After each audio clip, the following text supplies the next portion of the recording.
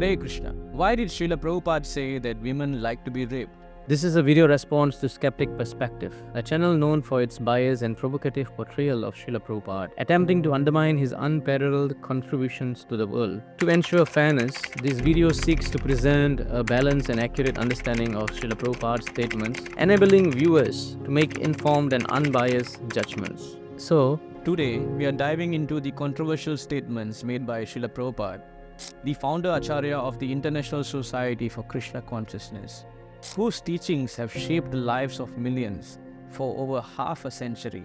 In a purport from the Srimad Bhagavatam and also in a morning walk conversation, Srila Prabhupada seemingly mentioned that women like to be raped. These words have stirred considerable debate and confusion among both followers and critics of his teachings. Before rushing to pass any judgment on an individual on the internet, we should consider the broader context of what is their teachings, what is the philosophy, and what is the intention behind the words spoken by Prabhupada. Only by doing that, we can understand the complete picture of what is being conveyed, and we can avoid misinterpretation and misrepresentation of his words. So let's delve deeper into this topic with an open mind and for the quest of understanding the truth. I would also like to acknowledge the sensitive nature of discussing something which is as horrific as rape. The victims of such crime face very heartbreaking traumatic experiences which cannot be understood by us, and it is also essential that the perpetrators of such crimes should be punished with the full brunt of the law without any leniency. I also would like to say that Guru, as revered and esteemed as Srila Prabhupada, would never condone and promote such a heinous crime such as rape. We will do our utmost to clarify the misinterpretations from Srila Prabhupada's statements, and I humbly request everyone to completely watch the video to grasp the full explanation of what is the meaning of his words. This is a profound point that requires the detailed explanation from the Vedic perspective concerning the psychology of males and females. Therefore, the video may be lengthy in order to drive this line of thought, and skipping through may lead us to missing crucial aspects of this explanation. Rape is defined as non-consensual sexual intercourse achieved through force, coercion, or manipulation.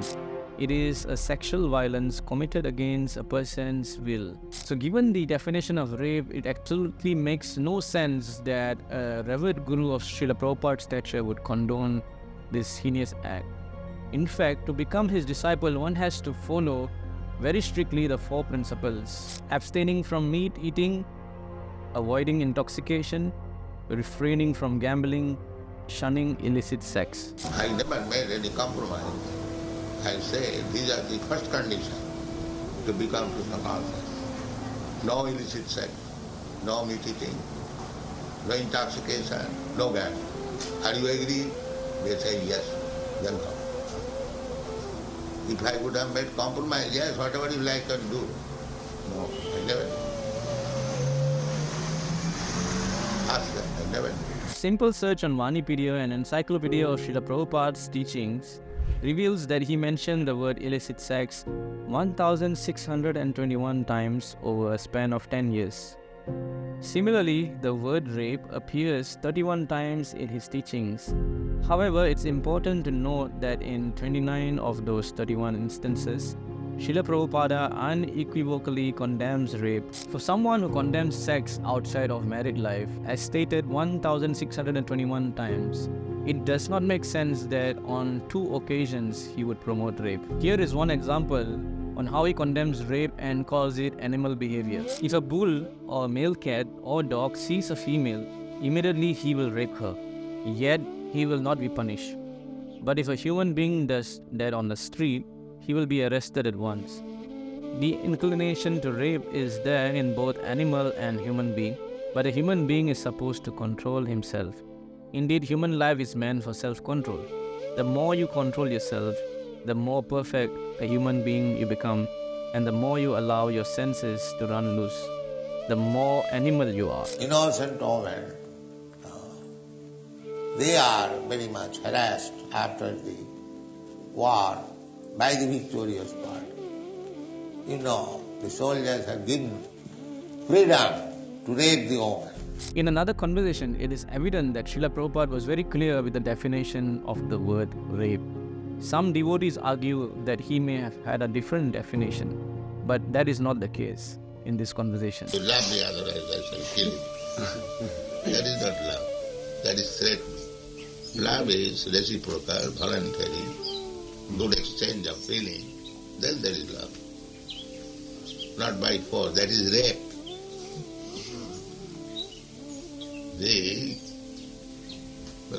Why one is called love and another is called rape? Everything we have demonstrated so far shows Srila Prabhupada's consistent stance against the heinous act of rape. Therefore, the idea that he would condone rape is not supported by the extensive body of his teachings. Instead, he consistently taught his disciple to adhere to the bhakti and dharmic principles, which includes abstaining from illicit sex throughout his lifetime. Now arises the perplexing contradiction of why Srila Prabhupada mentions rape 2 times so casually. Let's first analyze the story of King Puranjana in the 4th canto, 25th chapter, where in his purport, Srila Prabhupada addresses this point. This chapter highlights the enlightening conversation between Narada Muni and King Prachinabarisar, who was engaging in various animal sacrifices. Narada Muni, the spiritual master, became very compassionate upon the king and decided to instruct him about spiritual life. In order to educate Maharaj Prachinabarisar, Narada Muni tells the allegorical story of Puranjana. This story illustrates the journey of the conditioned soul and how one becomes entangled in material existence due to the influence of material intelligence. Actually, King Puranjana is none other than Maharaj Prachinabarisar, and Puranjana means one who enjoys in a body. King Puranjana, being consumed by insatiable desires for sense gratification, embarked on a quest to find a place where his every desire could be fulfilled. Eventually, he arrived at a magnificent city with 9 gates, symbolizing the human body. Within this metaphorical city, he stumbled upon a captivating garden where he encountered a remarkably beautiful woman who introduced herself as Puranjani. The beautiful woman represents the material intelligence of the conditioned soul and enticed King Puranjana with her allure. There was a spontaneous attraction between the two of them, just like how the conditioned soul and material intelligence have a natural attraction for each other. The king, captivated by the girl's beauty, promptly expressed his desire to marry her, desiring to touch her and experience pleasure with her. In response to his advances, the girl, swayed by his words, accepted his request with a smile. By this point, she was undeniably captivated by the king's charm. Puranjani says, "O killer of the enemy, you have somehow or other come here. This is certainly great fortune for me. I wish all auspicious things for you. You have a great desire to satisfy your senses. I shall try in all respects to fulfill your desires. Oh my dear hero, who in this world will not accept a husband like you? You are so famous, so magnanimous, so beautiful and so easily gotten." At this point of their romantic interaction, Srila Prabhupada writes the following in his purport to Srimad Bhagavatam, Canto 4, Chapter 25, Text 41. A man is always famous for his aggression toward a beautiful woman, and such aggression is sometimes considered rape. Although rape is not legally allowed, it is a fact that a woman likes a man who is very expert at rape.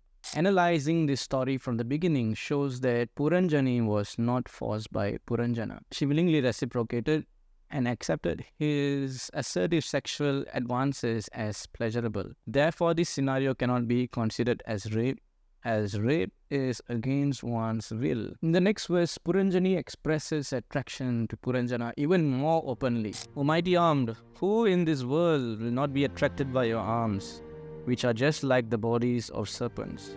Actually, you relieve the distress of husbandless women like us by your attractive smile and your aggressive mercy.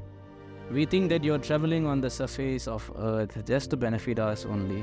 She says when a husbandless woman is attacked by an aggressive man, she considers that as mercy.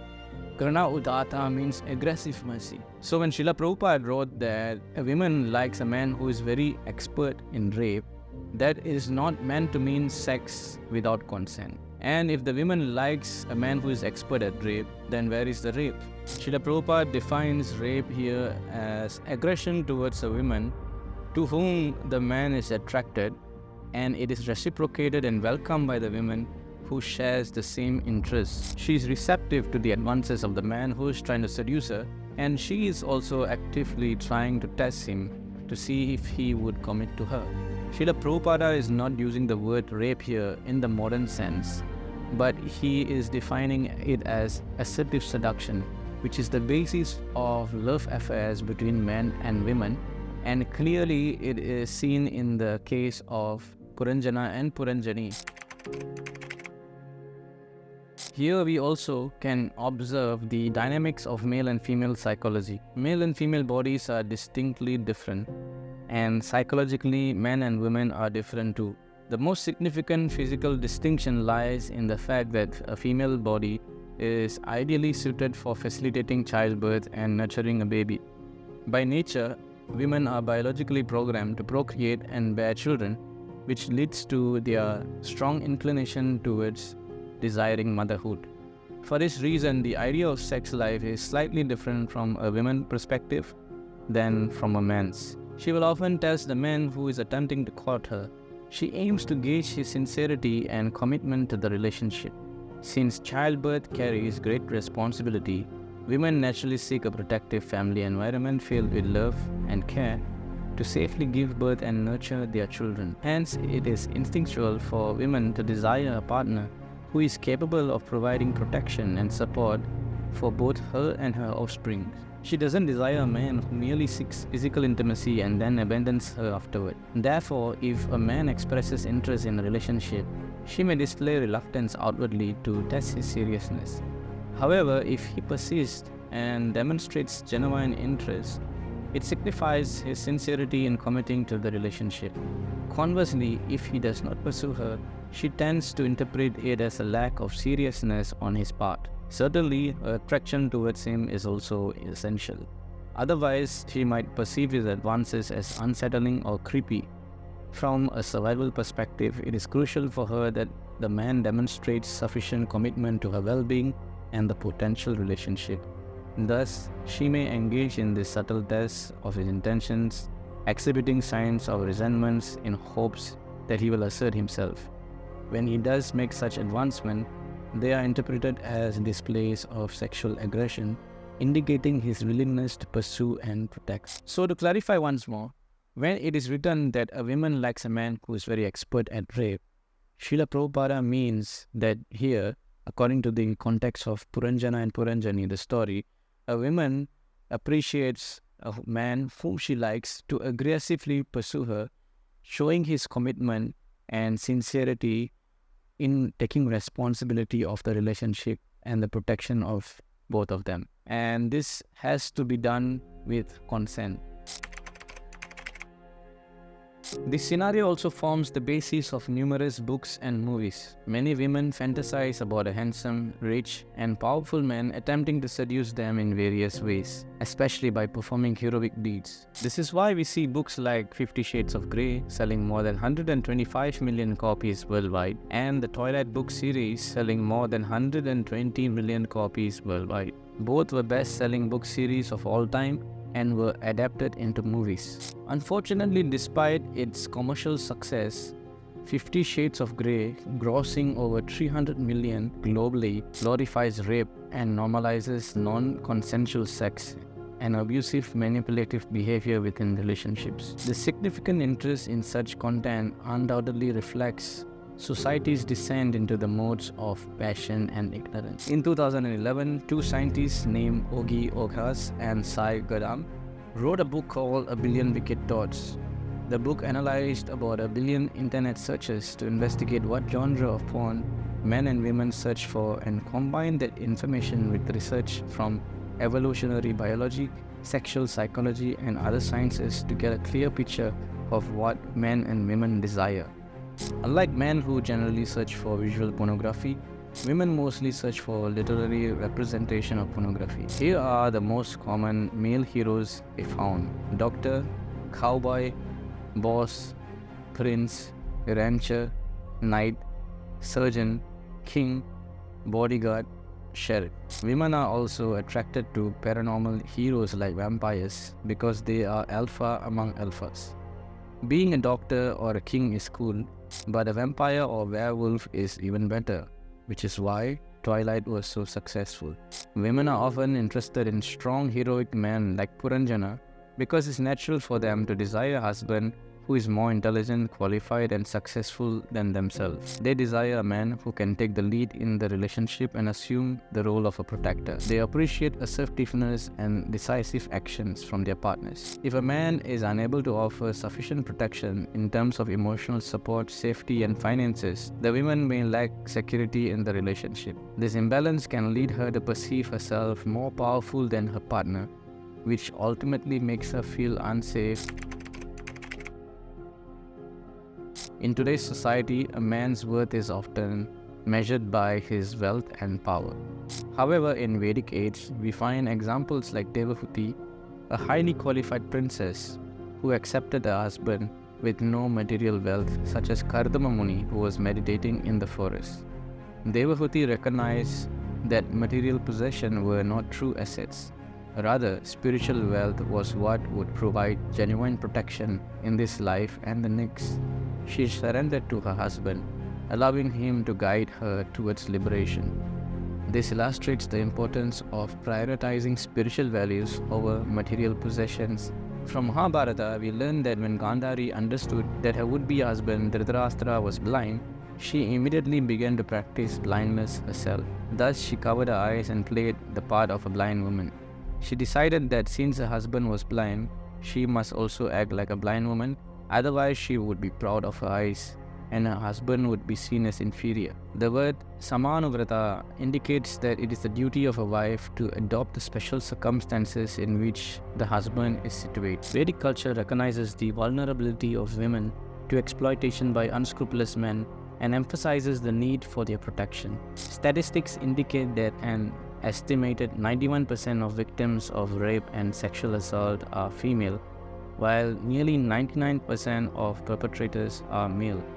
This underscores the importance of women receiving utmost protection starting from their father in youth, their husbands in adulthood, and their sons in old age. Vedic culture also recognizes that a woman's desire for children is often stronger than that of a man.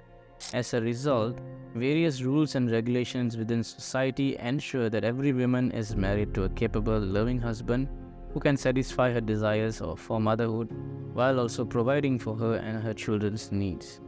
The protection of women by men is not about egoistic domination or exploitation, but rather about genuine care and support. Women, being typically weaker and more emotionally vulnerable, benefit from loving protection of men, such as their husbands. While some feminists may argue otherwise, it is natural for women to seek the companionship and protection of a man. Women's emotional vulnerability makes them susceptible to exploitation by men who pose as lovers, only to abandon them later, leaving emotional scars. Such experiences can make it challenging for women to trust again. Premarital sex also leads to difficulties in maintaining fidelity in marriage, as a woman's past experiences can affect her ability to be chaste and faithful. Indeed, these points were carefully considered in Vedic civilization, particularly regarding the protection of women. The belief that women need protection does not imply disrespect. Rather, it signifies respect and concern for their well-being. Male devotees value women for their unique contribution to the society as wives and mothers, recognizing the significance of these roles in shaping the quality of human society. Wifehood and motherhood are esteemed social functions, and there is no shame in excelling in them despite the way feminists portray them. Modern notions of women's liberation often fail to address the vulnerability of unprotected women who may face exploitation and unwanted pregnancies. Modern so-called women's liberation often leads to scenarios where an unprotected woman is sexually exploited by a man, resulting in unwanted pregnancy.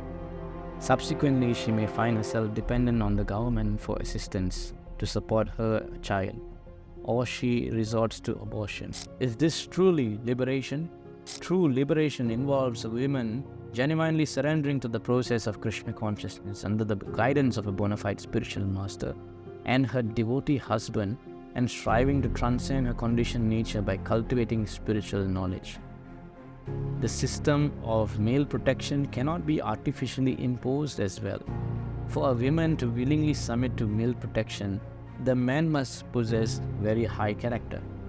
The Vedic social framework advocates for high standard of morality not only for women but also for men. According to Vedic scriptures, if the husband lacks character, the chaste wife is not obliged to associate with him or serve him.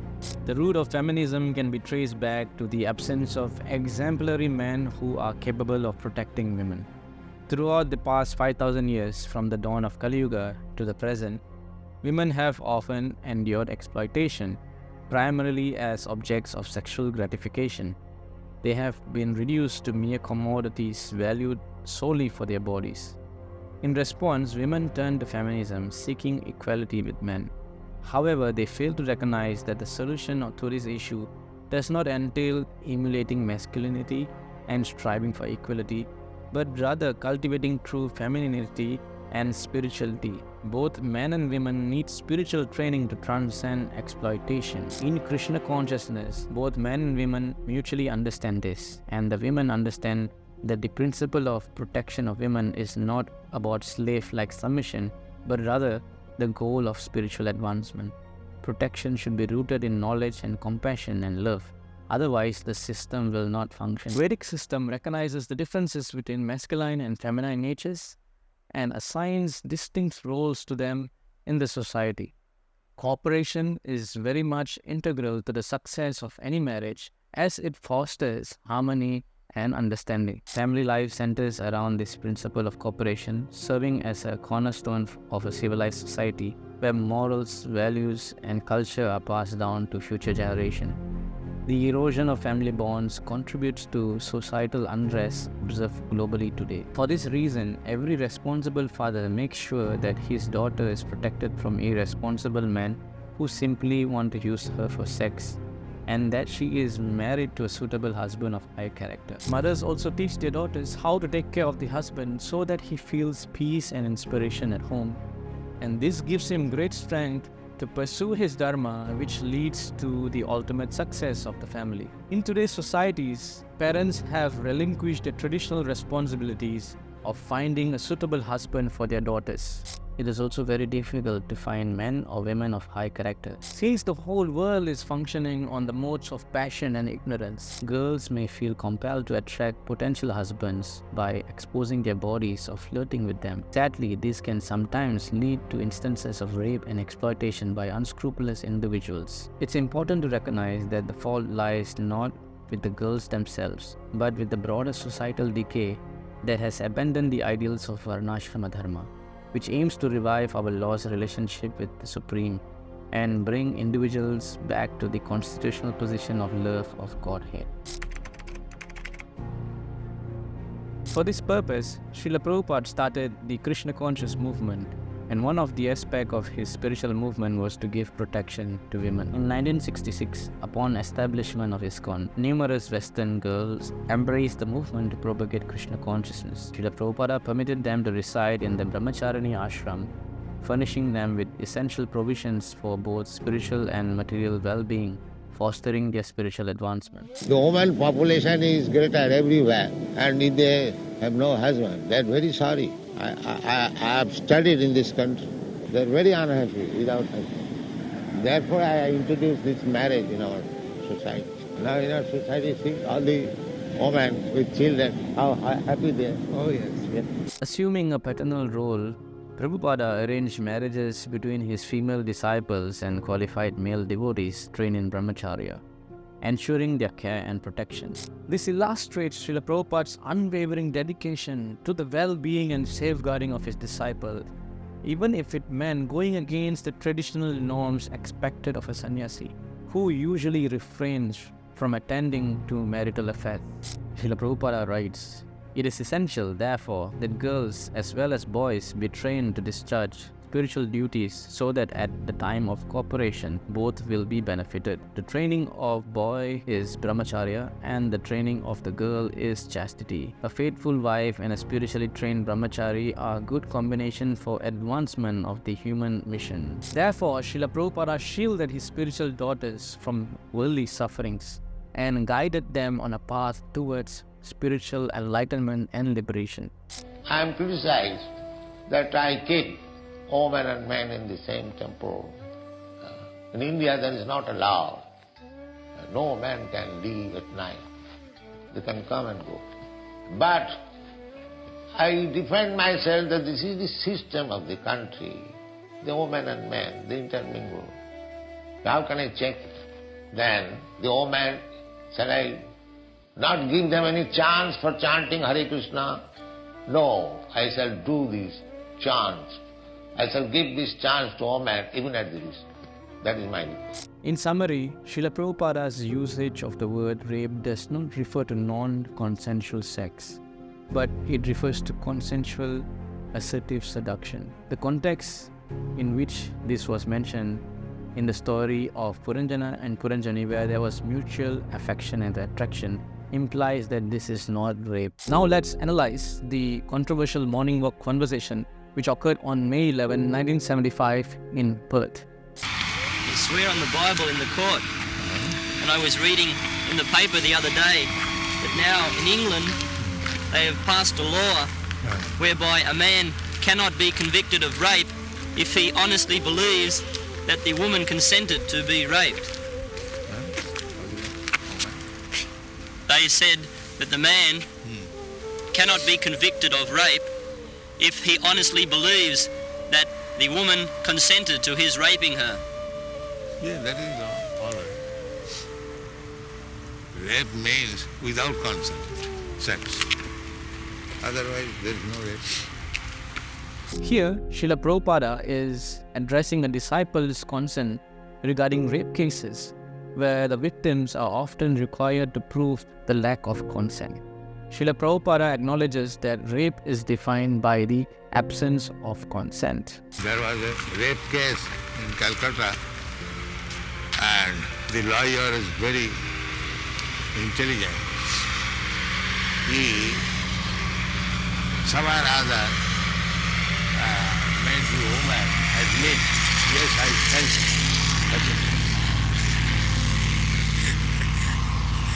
So he was released. Here is consent. And that's a fact. Because after all sex, rape or no rape, they'll feel some pleasure. So the lawyer, by hook and crook, made the woman agree, yes, I felt some pleasure. That there is consent. So he was released. After all, it is an eating sensation. So either by force or by willing, if there is eating, everyone feels senses, good senses. There's a psychology. It is not that the women do not like rape. They like sometimes. The willing, that is the psychology. Outwardly, they show some displeasure, but inwardly they do not. This is psychology. Srila Prabhupada is discussing a rape case here which occurred in Calcutta, where the victim was pressurized by the lawyer to admit that she felt pleasure during the assault, and then this was misconstrued to prove to the judge that she was giving consent to the rapist.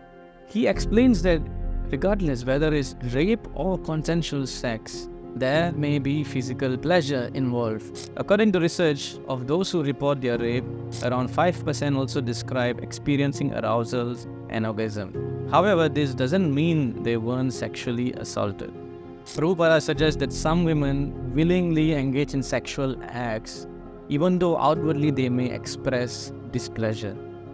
Unlike the previous story of Puranjana and Puranjani, this is definitely dealing with non-consensual sex. And here he goes on to speak the controversial statement. It is not that the women do not like rape. They like sometimes. Beginning, that is the psychology. Outwardly, they show some displeasure, but inwardly they do not. This is psychology. The word sometimes is of paramount importance. Critics often overlook this word sometimes and falsely assert that Srila Prabhupada suggests that all women enjoy rape. Srila Prabhupada's use of the word sometimes indicates the scenario he describes is exceptional rather than the norm. The sentence, sometimes they like, is actually more common than we can imagine, especially in the context of the Kali Yuga, where there is a rampant increase in lust, anger, and greed. Let's take a look at the following studies. A 1974 study by Harrington and Singer found that being overpowered or forced to surrender was the second most frequent fantasy in their survey. A 1984 study of Nafo and Jaffe ranked being overpowered as their study's most common fantasy during intercourse. In 1985, Louis H. Janda, associate professor of psychology at Old Dominion University, said that the sexual fantasy of being raped is the most common sexual fantasy for women. A 1988 study by Pelletier and Harold found that over half of their female respondents had fantasies of forced sex. However, it's crucial to note that having such fantasies does not justify or permit a man to commit such an act on a woman. So, Srila Prabhupada is not generalizing all women. The sentence, the word he says sometimes, specifically indicates to a select group of males and females. This is not referring to men and women of high culture. It is not referring to men and women who are situated in the mode of goodness, but rather males and females who are in the modes of passion and ignorance, which we see very prominently in Kali Yuga. We are examining pornographic searches here of men and women. Do you think men and women who are in the modes of goodness would be watching such vile content? Statistics show that 2.5 million people visit the world's most popular porn sites every 60 seconds. This indicates the extent to which people worldwide are influenced and addicted to the modes of passion and ignorance, lust, greed, and anger. Studies show that porn is becoming increasingly aggressive and sells violence as fantasy, especially towards women. In fact, research confirms that women are the targets of aggression or violence in porn about 97% of the time. Thus, if a woman is interested in such an abusive partner, and a man has tendency to manipulate his way to forcefully satisfy his needs with violence, this is in the mode of darkness and constitute rape, even if the female does not press charges. Hence, Srila Prabhupada's statements of rape indicates a select group of males and females who are addicted to abusive relationships, which are filled with violence and rape. Now comes the most important part, which was spoken by Srila Prabhupada after making that controversial statement. Most people do not know of what he has said after he spoke the statement about rape, or they intentionally omit this portion in order to fulfill their agendas of attacking a pure devotee of Krishna. So let's listen to this part very carefully. Anybody. No law, it is all lusty desire. It is all law and no law, these are all nonsense. The Shastra has it is lusty desire, that's all. Everyone wants to fulfill a lusty desire. Unless one is not in the modes of goodness or concern, everyone is like that. Is the material world. Rajastama. Rajastama bhav. Kamulobha dayasya. We all discussed in this book. Just like I'm a hungry man. There is food stuff, I want to eat it. So if I take by force, that is illegal. And if I pay for it, then it's legal. But I'm a hungry man. I want it. Everyone is lusty. Therefore they say legalize prostitution. They want it. So marriage is something legal. That's all. The passion and the desire is the same, either married or not married. So this Vedic law says better married, then you'll be controlled.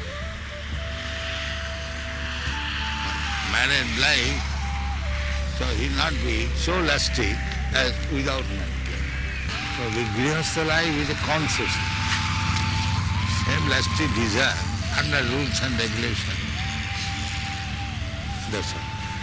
That is all. Without married life, he'll commit rapes in so many ways. Better let him be satisfied with one, both the man and woman, and make progress in future. There is consciousness. This statement was made immediately after the discussion of rape by Srila Prabhupada, and he unequivocally condemns all lusty affairs, including sex within marriage, which he has labeled it as legalized prostitution. As mentioned before, any sexual activity which does not lead to procreation is deemed illicit.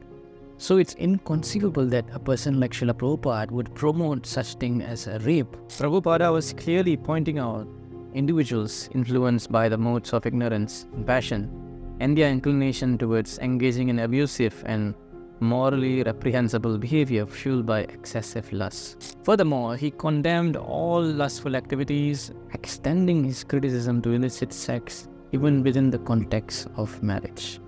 The Prabhupada always respected women and gave revolution to their lives. We give Krishna consciousness both to the woman and man equally. We do not make any such mistakes. But to protect them from this exploitation by man, we teach something that you do like this, you do like that.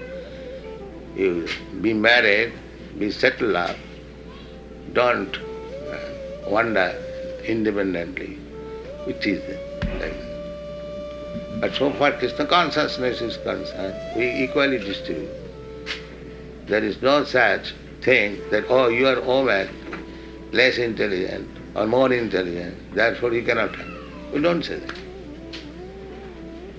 We welcome woman, man, poor, rich, everyone.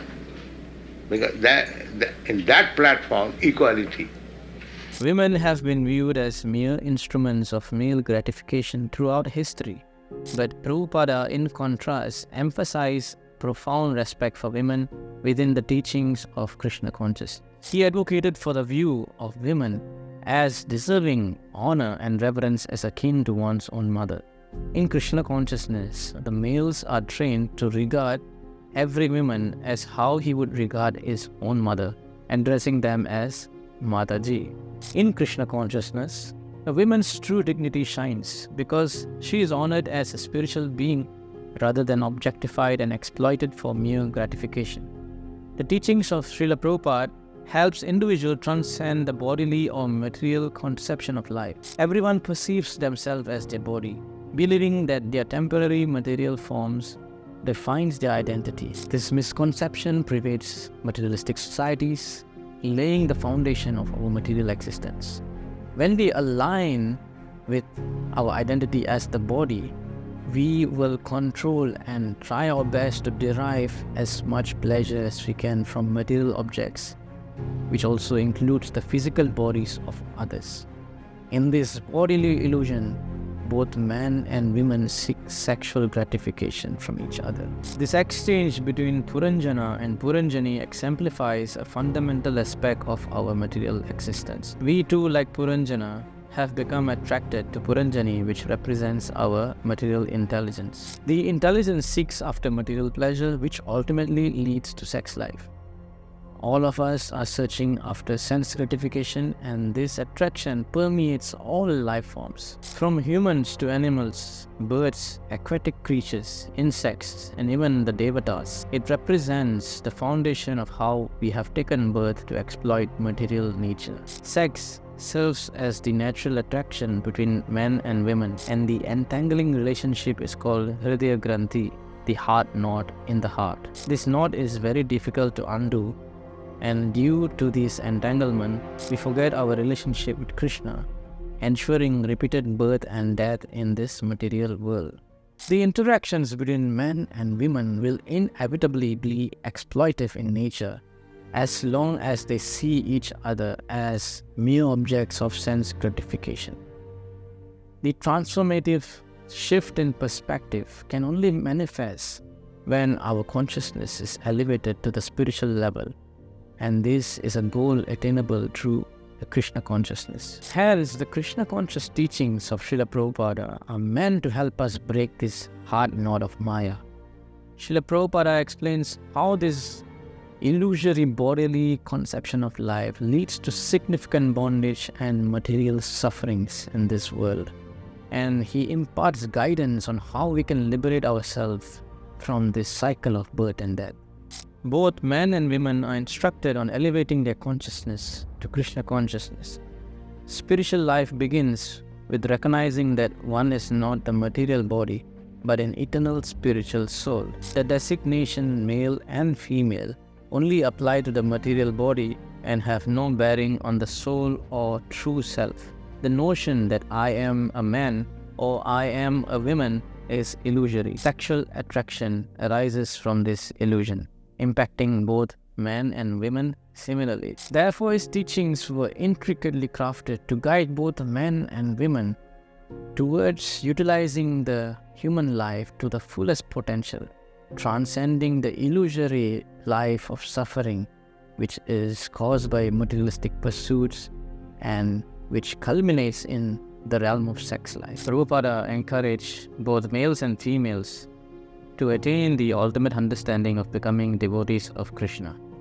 The idea is that as long as a man and women associate with each other for the purpose of sense gratification, then the woman is dangerous for the man and the man is dangerous for the women.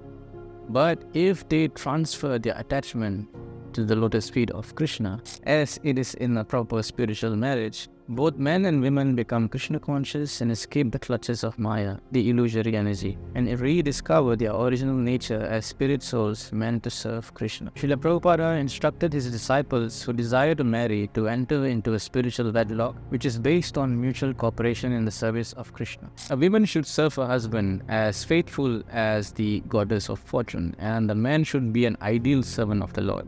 Then both husband and wife will be so faithful and strong that by acting together, they will return home back to Godhead without a doubt.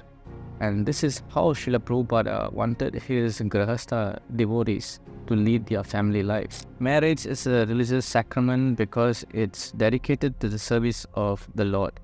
Krishna is the center of the relationship. In the ultimate issue, both parties' attachment to Krishna is stronger than their attachment to each other. This kind of spiritual focus helps keep the relationship pure. In conclusion, Srila Prabhupada unequivocally condemns rape and all forms of sexual exploitations. It is also very important not to misinterpret his statements but understand the context of why it is spoken. We have to know what was spoken before and what is spoken after before coming to a conclusion. And the conclusion is anything that Srila Prabhupada speaks or expresses comes from the deeper root of compassion which is sitting in his heart. And because of this compassion, he has saved millions and millions of souls even after his departure from this material world. Srila Prabhupada's compassion extended even to the most smallest creatures like ants. And this showcases his boundless care for all living beings, seeing them part and parcel of Krishna. If he could show care and compassion to an ant, why wouldn't he show compassion to a woman?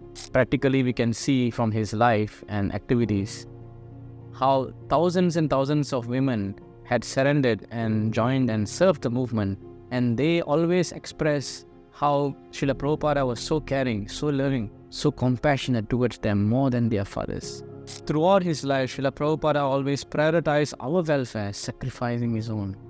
This can be seen or very evident on how he had crossed the ocean on a freighter ship at an advanced age of 69, suffering 2 heart attacks just to come to the West and deliver the message of Krishna. By understanding the true intentions of a pure devotee like Srila Prabhupada and taking guidance of his profound teachings, and scriptures, we can easily transcend these illusions of the material world.